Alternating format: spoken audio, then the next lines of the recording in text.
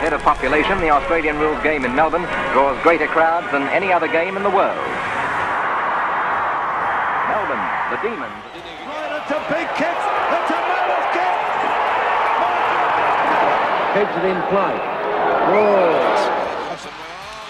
Probably 2 years ago we started this whole journey to try and fulfil and create a retro jumper that was genuine, and I think that was one of the main elements for us, is to make it real.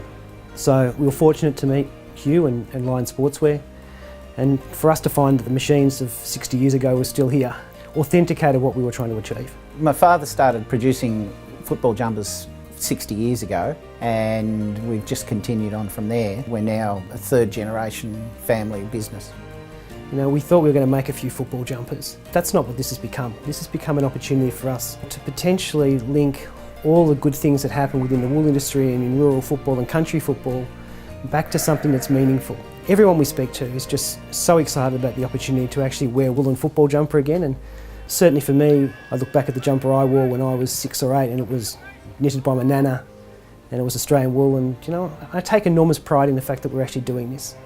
The wool we're using is Australian merino wool. It's softer, very comfortable to wear. We're very proud of the product we're now making. It's all handmade here in Australia. It's a very hands-on process because there's not much we can do to automate the placement of the badges and the way that the curve has to go on the various sashes. It's a long process and it's quite unique in what we do.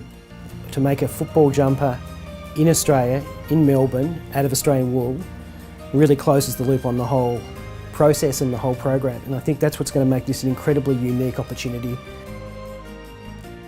Yeah, I think my father would be very proud of what we're doing here, probably looking down there thinking, wow, this is such an exciting project that will benefit everyone in the industry, I'm sure.